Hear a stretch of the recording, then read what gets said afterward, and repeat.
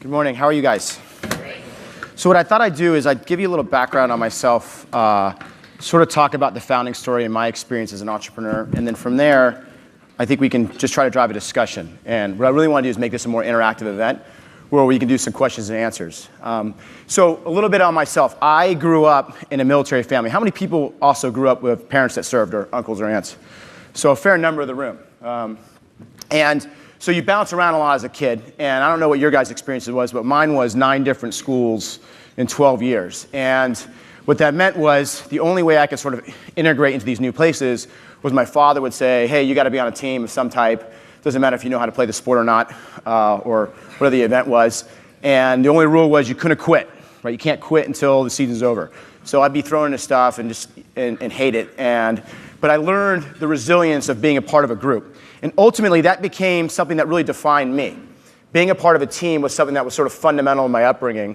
And when I graduated high school, I wanted to find a way to be a part of a high-performing team. And so I was fortunate enough to get into the SEAL community at a college. And I graduated right before 9/11. And as a young officer, the goals and objectives was to lead men in combat. That was sort of how you defined yourself, especially in the special operations community. And, as luck would have it, or as fate would have it, it's probably a better way of saying it, after 9/11 occurred, we just got back from our first deployment, and we turned around and went straight back again. And for the next basically 10 years, we went through this, as many people in this room experienced, this incredible transformation. Around 2003, 2004, I was sitting in a living room of a really good friend, a guy who was my classmate at the academy. He was my roommate. He was the captain of the wrestling team. And we were both SEALs together. And we had both been in the initial invasion of Iraq. We sort of actually turned over after we did the initial invasion. I left and came back. His team stayed on for another 6 months. And now it's about 9 or 10 months later, early 2004, and we're sitting in his living room and we're having this discussion. And one of his good friends, our good friends, a guy named Doug Zimbeck, who was a Marine, who had been serving in the first Battle of Fallujah. For those that remember that, it was a very horrific fight. They sent in 2 companies of Marine infantrymen, and they took about 70% casualties. And so Doug's experience was pretty different than ours, just as far as the violence that he had been exposed to. And so we're having this pretty reflective moment. And Doug asked a pretty profound question. And he started with a statement. He said, hey, every generation in this country's history, all the way back to our founding fathers, answered the call of service when the country needed people to serve. They went oftentimes away from their homes and their families, sometimes overseas at different locations, and they learned invaluable lessons, went through incredible experiences, most of which were pretty tough. But when they came back to society, they found a way to take the core lessons of those experiences and apply it to their communities or to businesses. And it was those lessons that really defined the fabric of this nation. Because if you think about what America is built off of, at the underlying premise, I believe it has to be around leadership. And the purest form of leadership to me is servant leadership. And so for those people that answer the call of service, you're already sort of have a natural disposition towards this ideology. And so it's sort of this inherent responsibility to continue your service when you get back, and in a way to figure out what are those lessons and how do you apply it to your community, society, to make it better. So if you go back to World War I, we sent young men and women overseas. They basically rechanged the maps as they more or less exist today. World War II maximized the productivity of the Industrial Revolution sort of at its zenith. Obviously started in World War I. And within a couple of decades later, we put a man on the moon. And we built big, incredible, amazing things in this country. And a lot of that effort, as documented by guys like Tom Brokaw, sort of defined a lot of success that we currently have today in the United States. And so Doug's question was, what's going to be our generation's lesson? All of you served. Most of you probably served at some point overseas. You learned incredible things. What is going to be the things that you bring back? And how are you going to apply that into your local communities, into your businesses, to try to make society better? Hopefully to prevent future wars, but if nothing else, to help make a better future for our children and their children. Because there's this underlying debate, I think, that you hear in the United States today around this idea of like America's finest days are sort of behind them, like this greatest generation was before. But I think when they write the books, the people that are represented in this room are going to be very well thought of. Because unlike our previous generations, everybody in this room volunteered, right? There was no draft.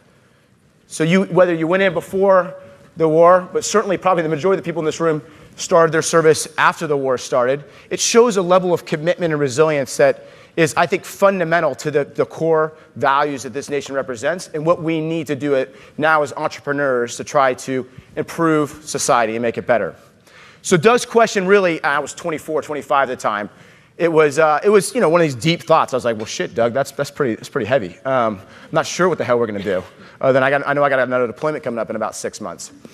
And for me, my experience was I grew up as a Navy SEAL, and we went through this special operations transformation that took place in our effort to try to fight Al-Qaeda. And if you were part of this task force, specifically Joint Special Operations Command, it felt really different. What we were trained to do, basically in industrial age warfare and how to basically hierarchical and manager matrix and a bureaucracy, make decisions was changing. And I had this idea by 2010 that fundamentally these lessons weren't unique to the experience in the military. In fact, I thought it was part of a larger change that was occurring in the operating environment that exists in today's world, which is this idea of complexity. Meaning, we as organizations, from a leadership management system standpoint, learned how to deal with simple and complicated problems. And if things were complex or chaotic, we were trying to find ways to move them as quickly as possible into a complicated or simple bucket, so then you could apply either best practices or good practices to solve those problem sets. And what we found overseas was that the environments were complex. Now, what does complex mean, and how do you define complexity? Well, this is something that we spent a lot of time thinking about once we got out and started to figure out how we would take the experience and relate it to businesses. Well, the fundamental premise of complexity is that the density of interactions that occur in a system of some type, meaning you have a lot of interdependencies going on, and the pace by which they occur create infinite numbers of potential outcomes. And so what happens is, if you're trying to solve a problem in that environment, it becomes really hard to apply a certain practice to it to be effective. So what it necessitates is the ability to emerge the solutions, right? And you can only kind of understand what happened when you look back and in hindsight, you're doing an after-action review. Sometimes you go, oh, well, this is why it occurred. But in the moment, it's not self-evident. And it's not self-evident what you should be doing. Now, small teams manifest the ability to act effectively in complex environments really well. And the reason why they do that is because they're highly adaptive. They're highly agile, right? If you think about most high-performing small teams, and all of us were on high-performing small teams when you went into the military, right? You joined, you were in a small unit. If you think about the best unit you were in and the capabilities that it possessed, right? You had high densities of interactions between teammates. So you had a collective intelligence on what was going around in the community. You could have conversations through basically hand signals and nods and looks. You could see someone in their silhouette in the dark and know exactly what they were thinking, if they were stressed or not, right? We call that shared consciousness today. The other thing is, when you're on a small team, you tend to feel empowered. You tend to know your role, your responsibility. You don't need to ask permission to do things. And so if an opportunity presents itself and it's within sort of your decision space or purview or expertise, you just move and you act. And the rest of the team sort of reacts around you. You got high degrees of trust, both personally, what I would call benevolence, meaning I really cared and loved and respected my teammates. These are people that I bled, sweat, with, spent time cajoling their families, knew every strength and weakness about them. I wanted them to be successful. And competence, meaning we spent hours and hours and hours drilling and doing the fundamentals to ensure that when I went in the door and went left, the person behind me would go in and go right. And I knew fundamentally that they had our back. So trust. And then the last was common purpose. We were all aligned towards a common goal. At the meta level, it was obviously defend the homeland and support the nation. But at the tactical level for me, because I never really commanded something larger than like a battalion-sized element, it was really about the guy to your left and right, or the gal to your left and right. Meaning, how do we make sure that we're successful and we all try to come home? So we were aligned on what it is we're trying to do. And every night we were focused on the mission set, obviously, but the end state being try to get back safely if we could. So these fundamentals were sort of self-evident or self-manifesting, to some degree organic in small teams. But the challenge for us was our enemy was operating differently. Now, why were they operating differently? Well, if you go back to the early 90s, the internet started to come into play.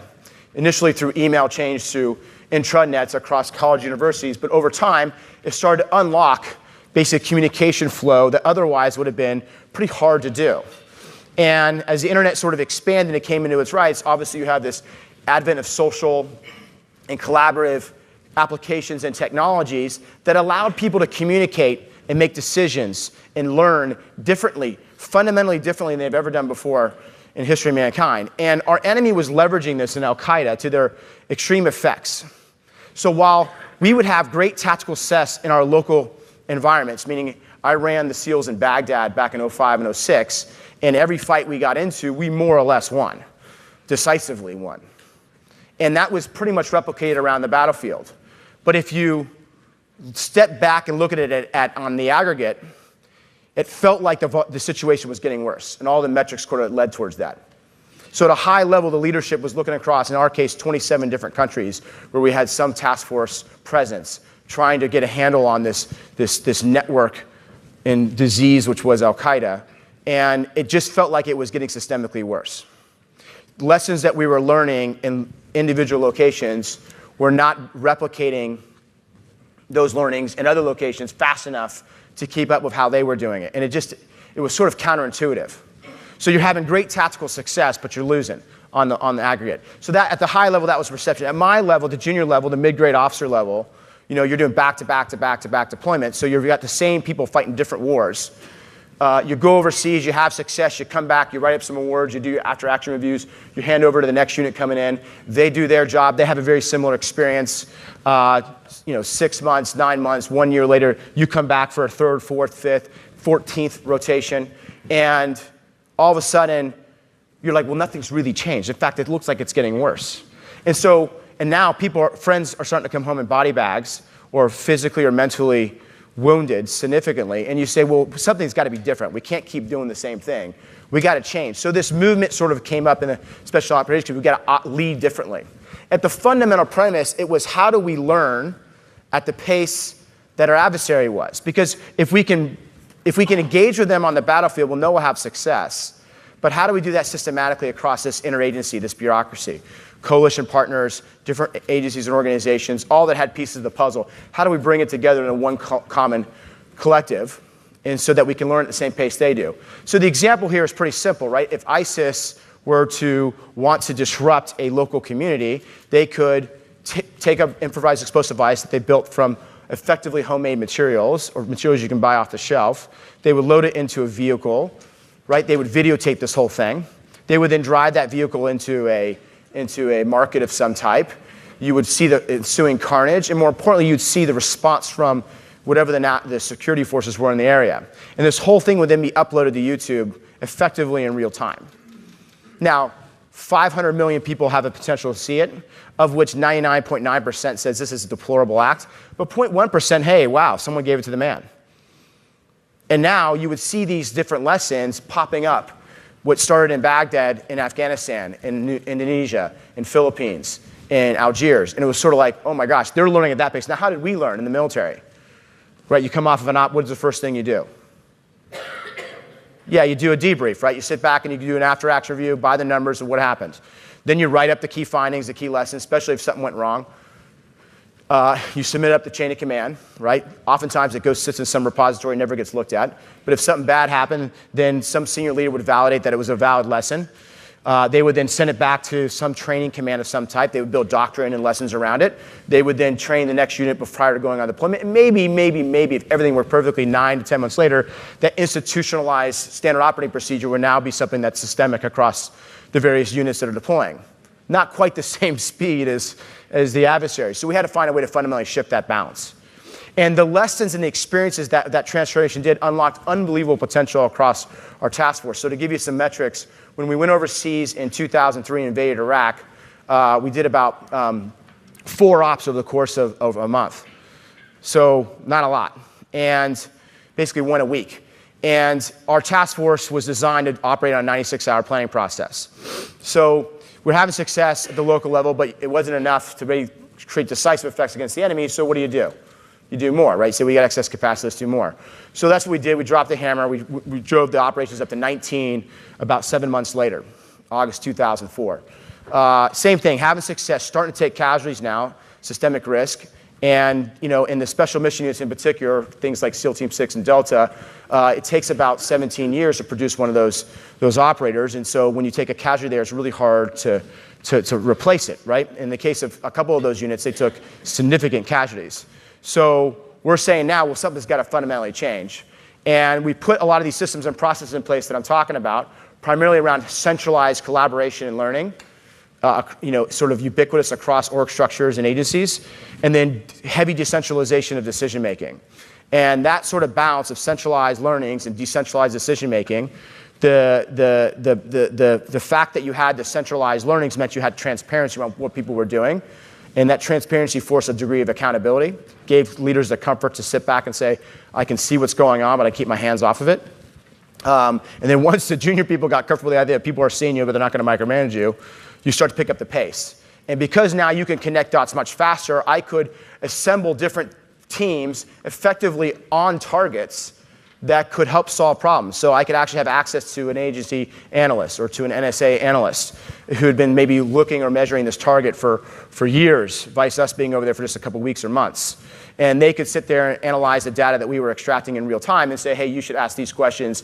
Oh, by the way, I think the thing's over here instead of there. And all of a sudden now we could pivot effectively in real time. So the result was it unlocked tremendous latent potential in the organization that existed. And we went from about whatever it was, 19 raids, almost 300 raids about 2 years later in the organization. Now, raids in themselves don't solve problems, but it was a key metric that we, as the task force, sort of leveraged to figure out if we were having effects, because our goal was to basically suppress the key threats and allow for the rest of the efforts around building up the nation stability operations to take root. Obviously, it was not a perfect system. So the thesis was we came back and said, hey, I don't think this is unique to us. We think companies are dealing with the same thing. We think fundamentally businesses are dealing in a complex environment and they're leveraging existing management leadership structures that are based on the industrial age or the knowledge age and not the digital age. And so those core fundamentals are going to eventually make them obsolete if they just try to keep refining those unless they make this step function change. And so we try to capture those lessons, and we started basically 2 companies initially. When I first came back from, so I was going to get out in 2008. I came back from Iraq. I said I was pretty much done. The leadership said, no, we don't want you to be done. We're going to send you to DC. And their brilliant idea was to put me in a think tank, which was a nightmare.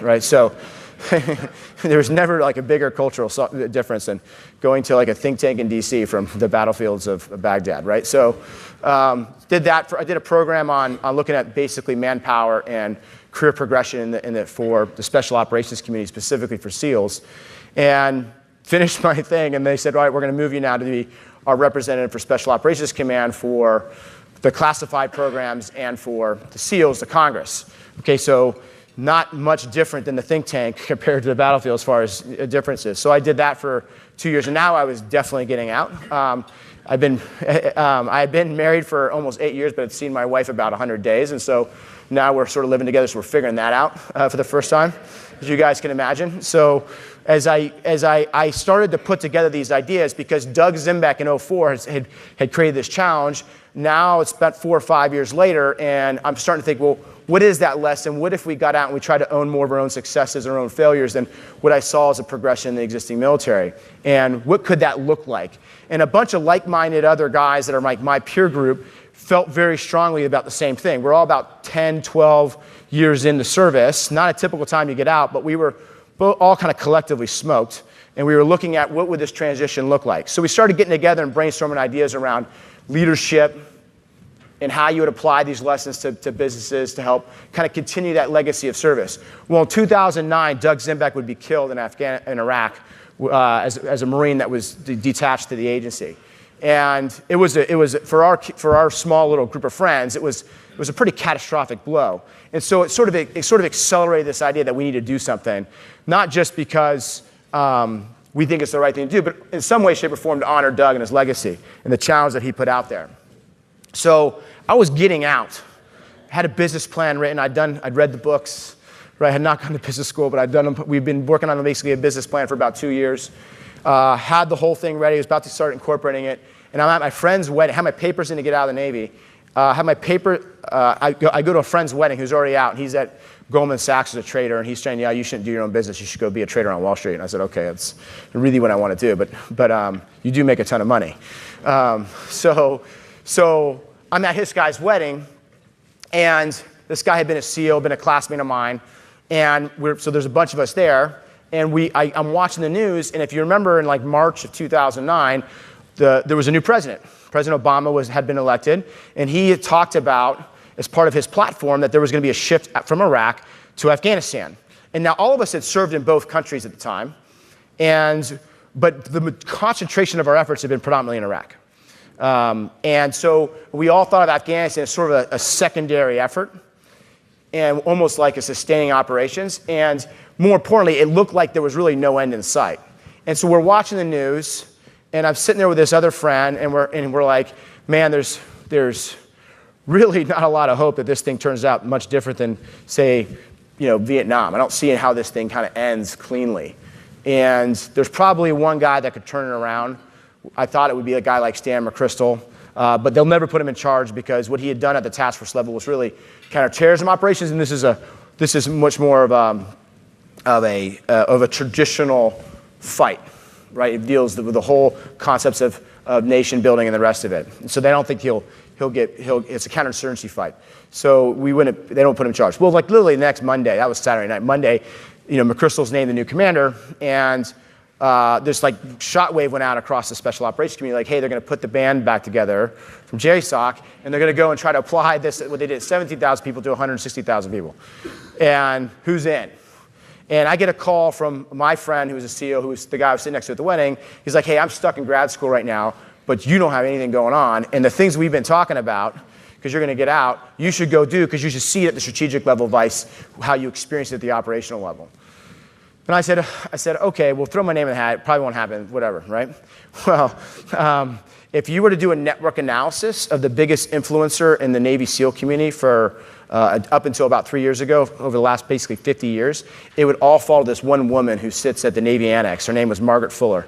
And Margaret Fuller was a GS nothing who had written the orders and details for every officer for the last 50 years, which is about the age of the SEAL community, right? So literally, she had the dirt on everybody, and she had control on where you went.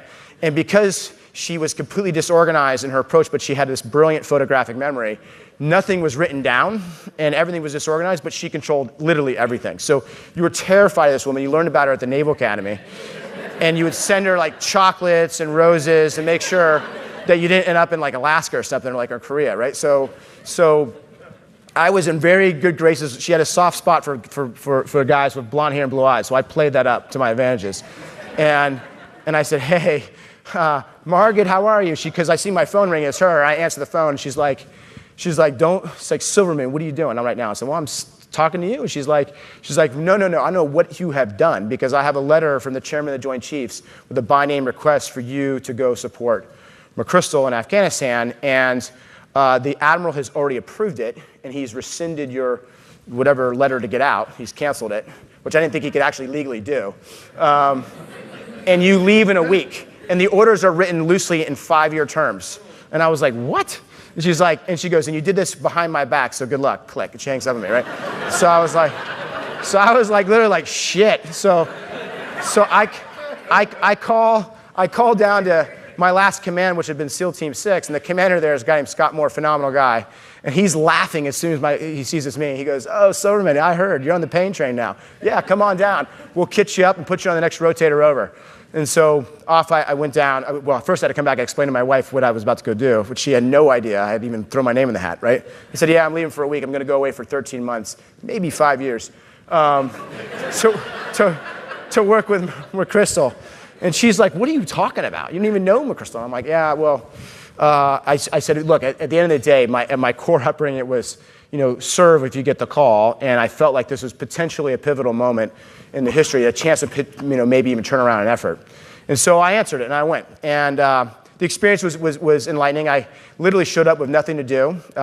His XO, a guy named Charlie Flynn, who's still a 3-star in the Army today. I think he's going to be the G3 next. At the time, he was a colonel who had been selected for 1 star. He was really my boss. And so I go meet Charlie at the Pentagon. He's like, I don't know you. You don't know me. I hear good things. I need you to be in Afghanistan in a week. And I'm like, well, what am I doing? He's like, I have no idea. And there's a whole list of other guys outside. I don't know what they're doing to either. But just get over there and we'll figure it out.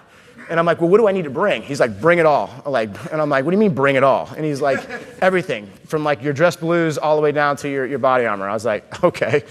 And so I basically hitchhiked down to Kabul, show up at the headquarters, and he's like, and they just landed like the day before. And he's like trying to figure out this ISAF office, which was totally different than anything we'd ever experienced before. International Security Assistance Forces, Afghanistan, 27 countries. I never really worked in a coalition like that before. And so it was disorganized to say the least, because McKiernan, who they had replaced, he had left pretty quickly. And so there was basically a gap, effectively, of command. And the French and the Germans and the Italians, they were all like smoking and drinking. I'm like, this is really different than my experiences from previous deployments. So we show up, and he's like, just start answering those phones. Like, so how the hell did you get here? I'm like, what do you mean? You said get here, I'm here. Now what am I doing? And so he's like, well, just answer those phones. So I'm like, all right, well, this is not what I think I signed up for, but okay. So anyways, 13 months later, I learned a lot of things. And when we came back and got out, as you guys probably remember, there was a Rolling Stone article written about our little team, and it blew everything up in like 33 hours, right? So I had to wake up the general overseas and say, hey, we got a problem. And then within about 33 hours, he had resigned. And so the world, again, had flipped on its head. In my world, I was like, well, I'm definitely getting out now. So I went back, had to basically clean up some of the admin stuff for the turnover for Petraeus, and then I flew back home. I land. My wife at the time is 9 months pregnant in July in D.C., which is not a pleasant place to be pregnant at that time of the year.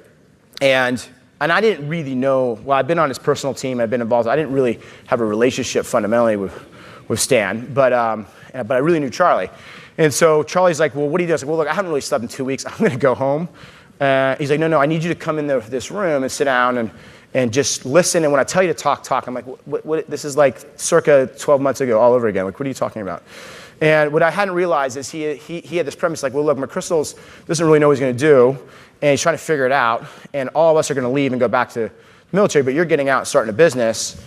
You guys should figure that out together. And I'm like, this is the craziest thing I've ever heard in my life. So I sit down in his living room, and sure as hell, he's like, well, what are you going to do, Dave? I mean, we had this discussion about his options.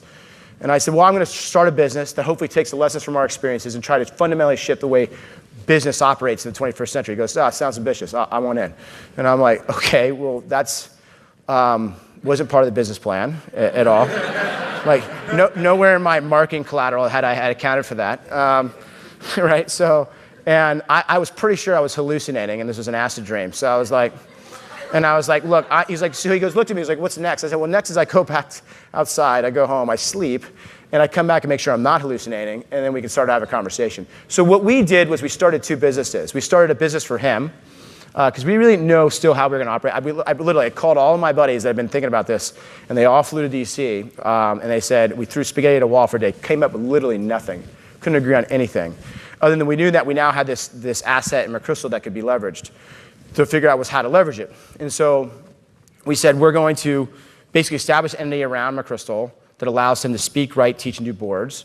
And we'll write all the content, or at least help him write the content for all those things. And then we'll operationalize those into services through a consultancy separately that we'll have a separate business for. And so that's what we did. We set up 2 companies. He had his company, which he owned 100%. We sort of set it up, got him running, and he was like a duck to water there and did very, very well. And if you've ever heard him speak, he's a phenomenal speaker, phenomenal talent. And then we started a consulting business, and we didn't know our ass from a hand grenade on what we're supposed to be doing. But we knew we had this experience.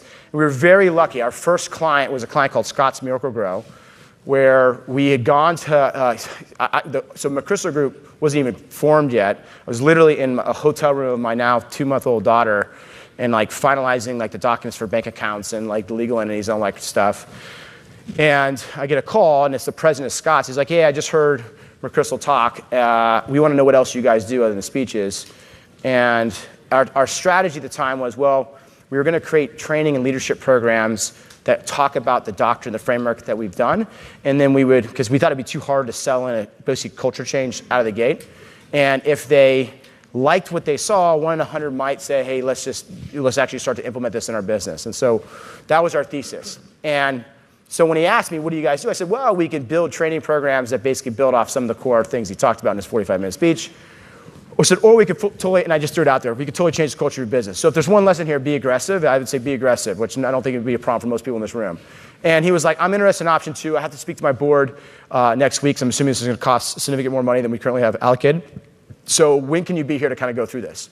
And I was like, what? I'm like literally like rocking a baby. I'm like, I said, well, do you have a jet out of curiosity? He goes, we do. And I'm like, can you pick me up? And he's like, yeah. I'm like, I'll be there when you show up. So I literally flew to Scott's and we started talking about what was going on.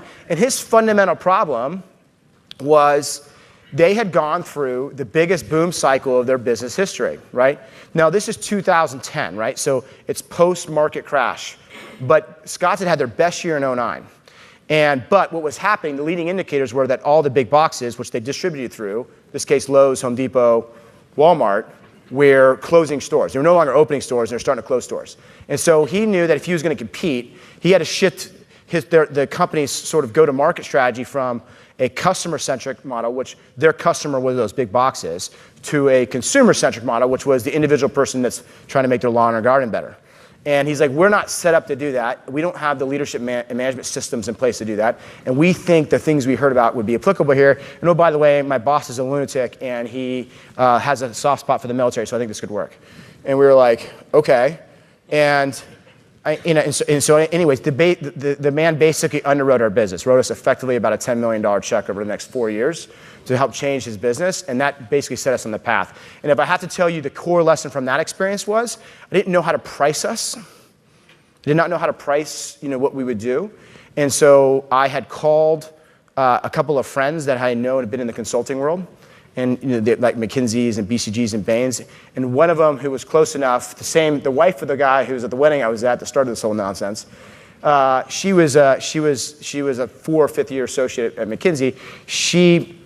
She alluded to their rate card, like basically the amounts at the levels. And I said, all right, well, I'll discount that by 20%, sounds reasonable, and I'll try that on for size and see what we get. And it worked.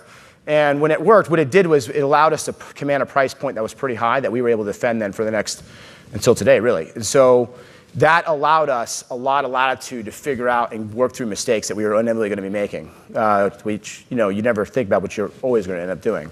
And so the result was it basically put our business on rocket fuel. So we effectively doubled every year for the next 5 years. And about year 3, I was never in the mindset of I wanted to build a consultancy. I wanted to try to extract as much value as we were helping to create as possible for ourselves. And so the options that we saw out there were either make money while you sleep and try to create some type of technology that automates some of the things you're doing to create sustainable recurring revenue streams, or try to take ownership in the business that you're fixing and take a position. So we looked at these and said, well, do we want to go down the private equity route, or do we want to try to start building software? First of all, do we think there's a product play here, or do we think we want to do this? And our analysis led us to believe that the smarter play was to try to automate some of the things we were doing. And so basically performance management, but for teams and enterprise, and how you think about that fundamentally different in today's environment. And so we started to digitize our methodology about 4 years into it. And then it came to a decision point where strategically the conversation that we started in the living room was fundamentally different now than where we were 5 years later. So we wanted different things. And I was trying to drive a change initiative and movement that would want to be massive. In order to do that, I want to assume a ton of risk and try to grab scale. And obviously, I would say the older generation that was part of this team, because we're about 100 people now, they were less interested in that risk. They were looking at it more from a lifestyles to is not the right word, but probably closer to that than was taking on a risk. So we just said, hey, fundamentally, these are different strategies. We should split the businesses. And so we spun out the methodology, CrossLead, which we wrote a book about called Team of Teams, and the software is a separate business. And that's where we're at today. That was about 2.5 years ago. So that's the backdrop for my story. So why don't I stop there and try to turn this more into questions and answer, and see if my pain and learnings can be any value to this room. Sure. How did you make the decision to build software versus partner with someone who's out there? Yeah, it's a great question. And if you're going to build software, I think the smart money is try to find a third party to do it. So what we did is we sort of hedged. We hired as a consultants an engineer and a product person, and sort of effectively like a oversight of them. And we paid them on a 1099 to basically do wireframing. So what they did is they went and sort of audited and did all the requirements docs and research on like our methodology. Now it turned out to be probably not worth the paper it was written on, but it was sort of our start. And then from there, we started to code. And once we had a minimal viable product that we built that we basically effectively had outsourced, then we said, all right, do we want to bring this in-house or not? We made the decision, yes, we want to bring it in-house. And so we started building in-house. So we started by leveraging a third party, and then we brought it in-house, is the short answer. Other questions? It's hard to see, so I apologize. There's a lot of light. I'll just keep asking questions for you guys if you're not. Okay, ma'am. So, excuse me. The military makes you kind of paranoid when you Makes you what? Paranoid. Paranoid, yeah, okay. Yes. So in my military career, I have worked with, the OPM breach, all these data breaches that we have. That was my job in the military. So when you started to work with third-party companies, did you vet them? How did you make or what was the process of choosing? You're talking about picking clients? Oh, vendors, third-party vendors, sorry. Yeah. Especially when it comes to computer and IT security. What was that process? So we kept things in a pretty tight bucket, right? So to be fair, wireframes were basically just PowerPoint slides and written documents. And then when we had a wireframe that we thought was decent enough, they built an MVP, but it wasn't touching any of the data associated with our clients or even ourselves. It was sort of like all dummy data. So we could just understand how it would actually work. And then once we got it to a comfort level, we brought it in-house. We put it on our servers and applied all of our security parameters that we need. I mean, the good news about, well, it's not good news. The pain about being an entrepreneur, and we're actually living this with one of our clients right now, who's in the room, is they have very strict compliance requirements around security protocol. So it forces you as a young business to make really hard decisions around where you want to invest or not. Now, this thing is changing pretty fast, right? So it used to be everything was sort of on-premise, which gave you this comfort of security, even though the reality was it was really hard to scale and super expensive to clients. We're now moved to the cloud, but I would say the cloud 5 years ago was seen as not necessarily something that had the same level of security. I think that's fundamentally changed now. And you're starting to see even three-letter agencies leveraging it for their instances. And so if you put the right protocols in place, you do it. But security and safety, it's top of mind for everybody. Has to be at the high end of the spectrum. I say that, but our whole methodology is one of transparency, right? We believe what we try to get organizations to do is to break down the stovepipes in their organizations and force cross-collaboration and decompartmentalization of information, which literally scares the bejesus out of them. But that was our experience, was that in the complex world, that was the only way to be successful. So, but I think fundamentally, your clients are going to establish requirements for you when you're doing your diligence or you're competing on an RFP or whatever you're doing. They're going to be clearly outlined, and you're going to have to make sure that you can meet those. Ma'am, or sir, can't tell. Sorry.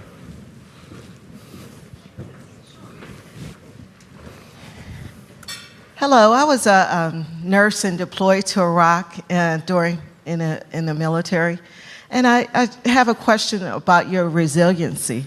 Do you feel like going into business after you left the Navy added to your sense of resiliency, or do you feel like maybe not? I'm just curious. Yeah, no, that's a great question and very personal. So I'll try to answer it as candidly as I can. My friends so in the military, there's obviously, as you guys all experience, there's usually an exit point about 5 or 6 years where you finish your service.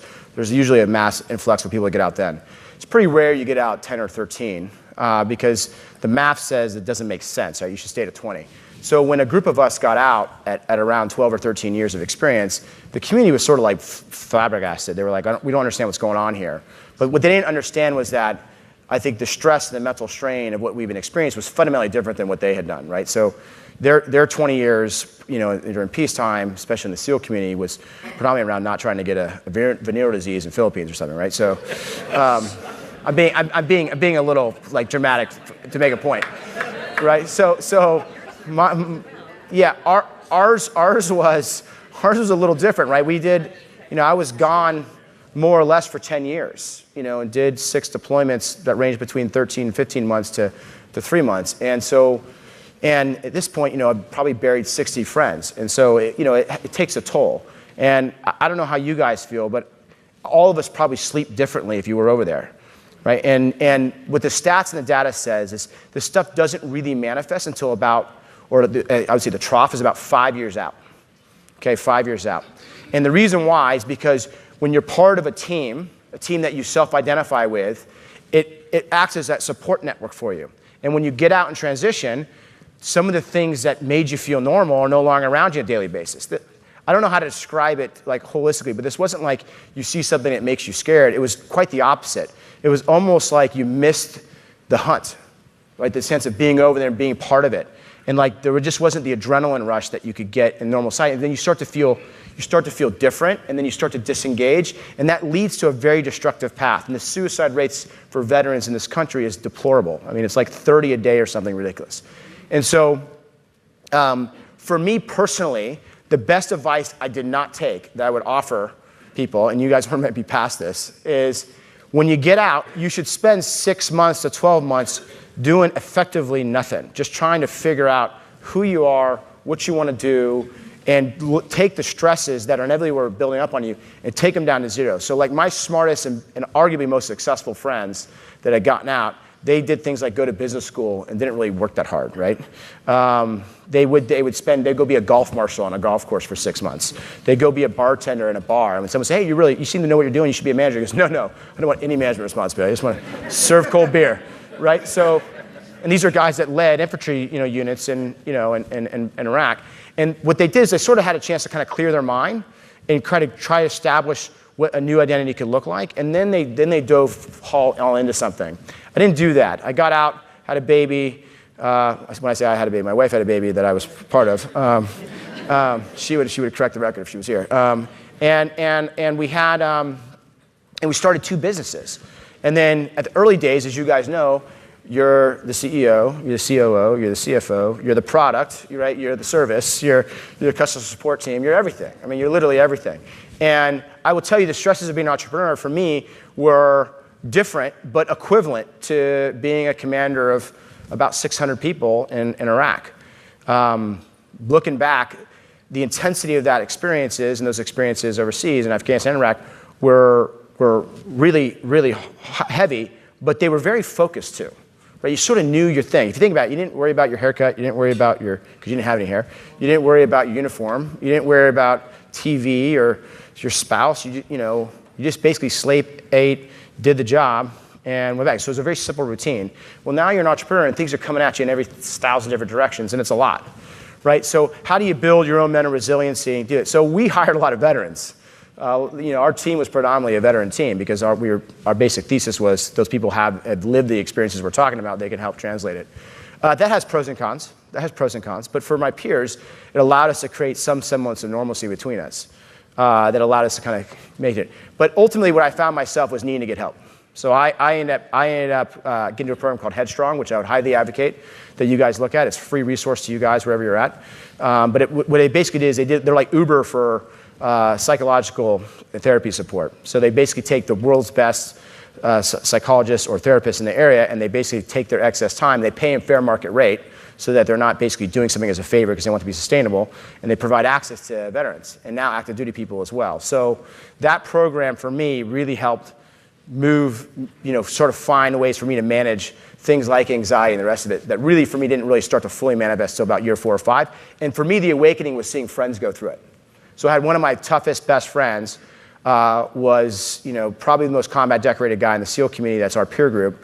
He had gotten out and he was struggling, but I didn't really understand it because he's Big Rob, and Rob's 6'5", 270 on a good day, and can eat nails. And he had a full breakdown, and that was like eye-opening for us because like nothing. I mean, Rob's the guy that passed SEAL training with 2 spiral stress fractures in his legs, right? The guy doesn't know. I mean, can take a beating like nobody else.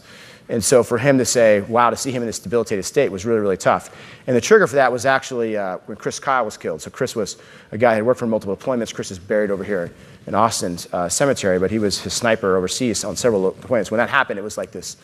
It was like the straw that broke the camel's back. And we didn't know it at the time, but within weeks it had manifest. And so your network starts to ideally support you. And I had another friend who was just before that, same thing, really tough guy, a lot of experience, big SEAL Team 6 operator. And he was like, hey, something's going on here. I need to get in front of it. And Rob was sort of my inspiration to sort of get help. And these guys kind of pulled me and said, hey, Dave, I'm seeing similar things in you. You should get in front of this, right? So that program really helped. It really helped sort of like take the edge off and find some level of normalcy. You're not ever going to be, I mean, it's just war changes you. I believe that fundamentally. But you can find ways to make yourself resilient in the process. And I think as entrepreneurs, the stress is hard. And everybody in this room is mission oriented. So when you're head down on something, you tend to sort of, just don't worry about the distractions. At least that's how I was. But eventually the stuff adds up on you, and you don't even know it. It's like those beers last night at the Container, right? So, ma'am. Hi. I don't know if you know Tom Brown. I do. Okay. Senior Chief Van Orden. Yep, of course. I just texted him and said you were speaking and told me to say something that I can't repeat, but I'll tell you afterwards. That's good. Don't repeat it. My question, I've been in this small community as a spouse for decades now, Yep. and I'm seeing more and more getting out and starting businesses at almost twice the average, a big Navy, big Army, et cetera. So it's really interesting to see. And then as a spouse, I'm watching a lot of the spouses of special forces do the same thing, maybe marry like-minded people, I don't know. But my question is, can you tell us a little bit about what CrossLead does, and is it available for smaller firms? And I run a nonprofit that helps veterans and military spouses launch and grow businesses in an incubator in our fair city of San Diego. And we have quite a few team spouses in our program.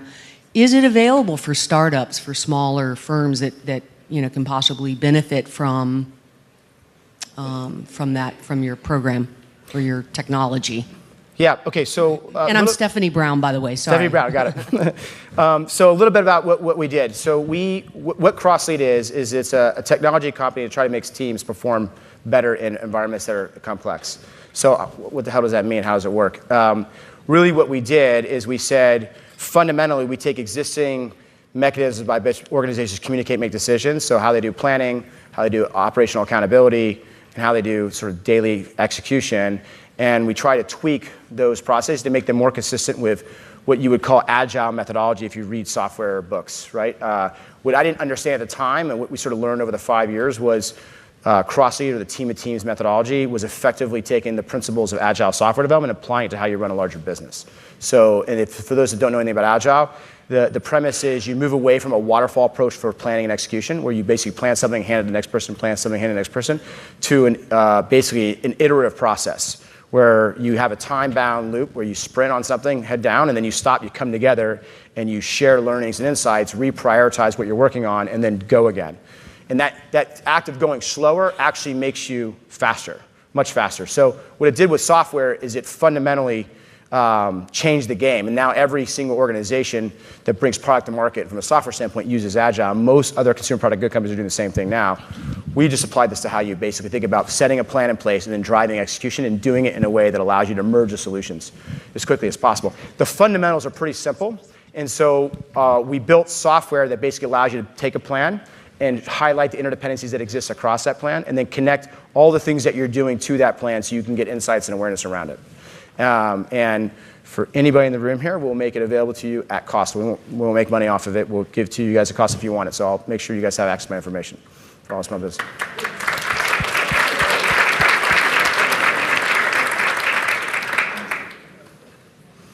All right, I think we have time for a couple more questions. If not, I will leave.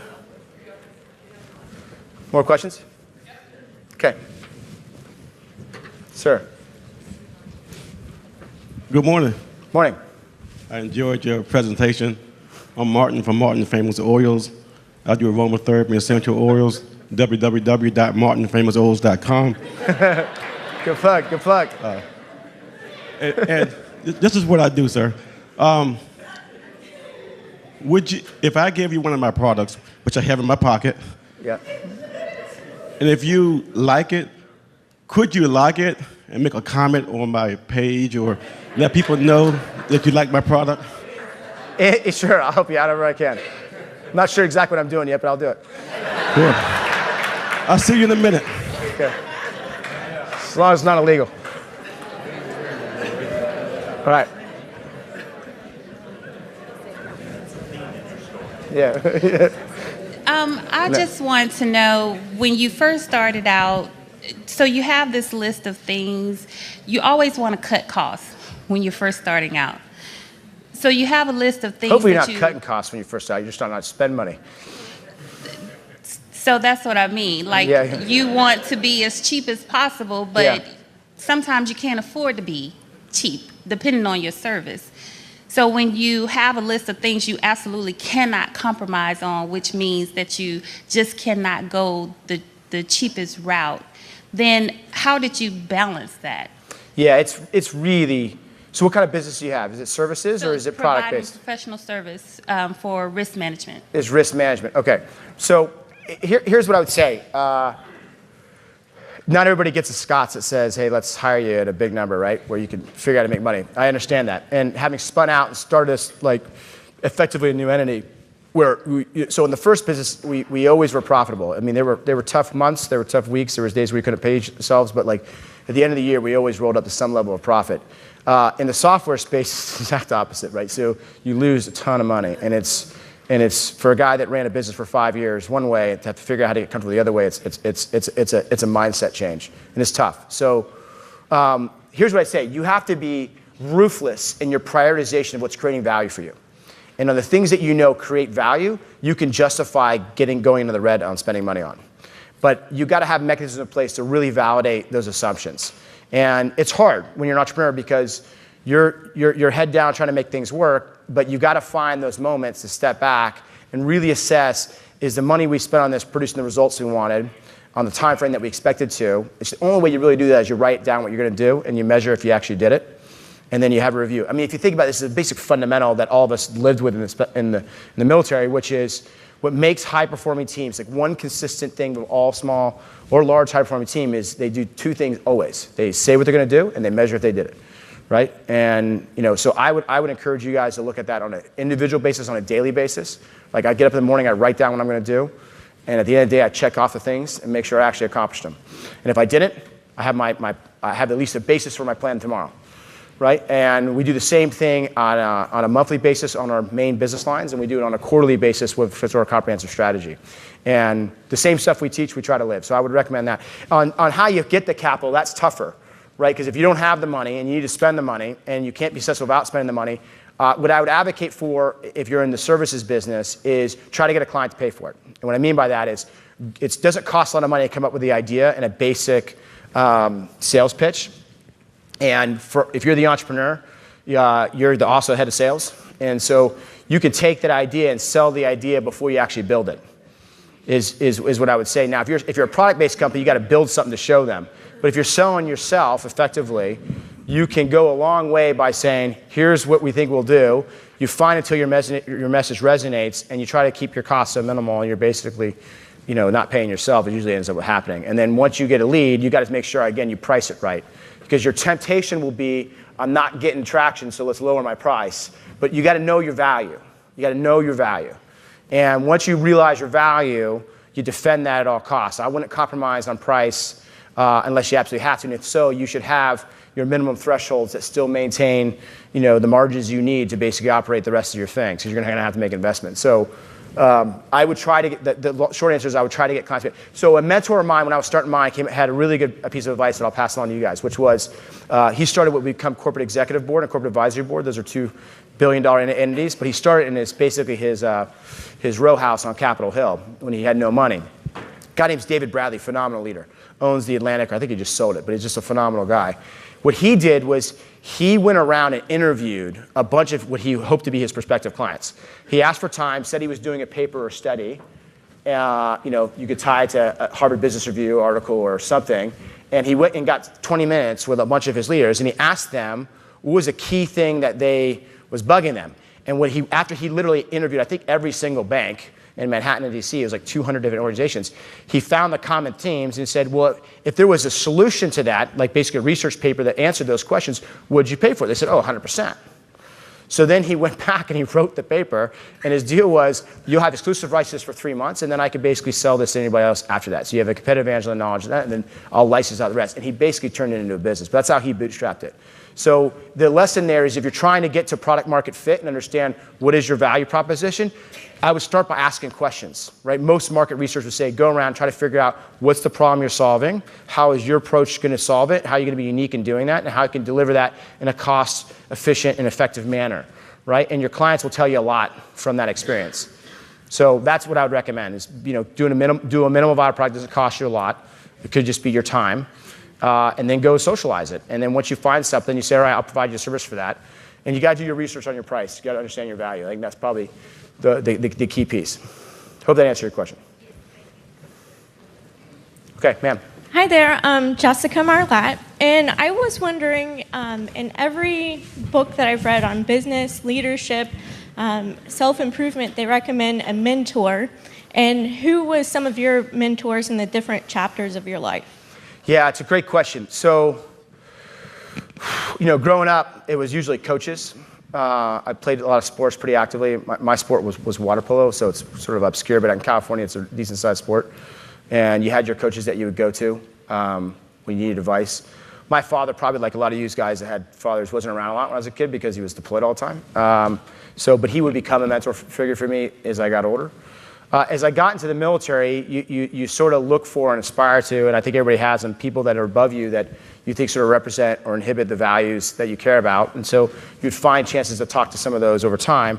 But when you get out as an entrepreneur, I didn't have that because especially where I was coming from, I was so isolated, right? And I was gone so much overseas. I spent more time, in Iraq and Afghanistan and like Southeast Asia than I did in the United States. So I didn't have a strong network of business leaders. And I had spent a little bit of time on the Hill, so I met some interesting people, but none of the things that they had sort of experienced were things that I wanted to do. I did have a support network, and all of you do too, of people that have already gotten out. And I leveraged them a lot as mentors. So I would go find my peers that already got out. I've been doing it for 4 or 5 years.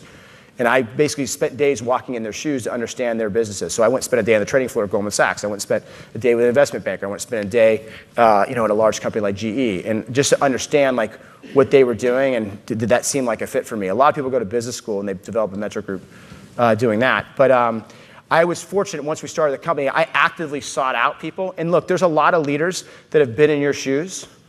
And they get a lot of personal gratification out of providing support. You just got to find somebody in industry that in your specific space that you think exhibits experience, and I would reach out to them and say, hey, can I get 10 minutes to pick your brain? You'd be surprised how often that answer will be yes. I'm a veteran. I've started my own business. I'm trying to make it work in this thing. You've had great success. I'd love to get 10 minutes of your advice. You'd be surprised who says yes to that. And then you'll build a bond and relationship, and over time you leverage them. They'll start introducing you, and you get a core group. I was very fortunate. My clients really became my mentors. So the people that we were helping would in turn try to help us. And so I formed things like advisory boards. I had different advisory boards for different types of domains. So I had one for marketing, which was different than one I had for like sales, and I had a different one for product, where I would leverage it. And these people all did this stuff for free, right? So you'd go ask people, and they'd come in, they'd spend a couple days. Because again, going back to the mandate, maybe I'll close on this. I'll go back to Zimmy, which was every single one of you has a lesson that's of value based on the experiences. I believe this truly will be recognized as one of the greatest generations the history of this country's ever produced. And so the charge to you is the same as to me. What have you learned, and how can you make your community or society better with your product or your services? And so if you put thoughts into that, and you come out and you try to be innovative and try out solutions, and do it from a standpoint of trying to serve others, you're going to have success. And more importantly, people are going to want to help you, right? So you'll get in, and people say, you know what? I didn't, and you did, and let me figure out a way to help you be at the same level I'm in. So you go find a lot of these people that are willing to help out. Look, thanks guys for your time. I really appreciate it. Hope I answered most of your questions.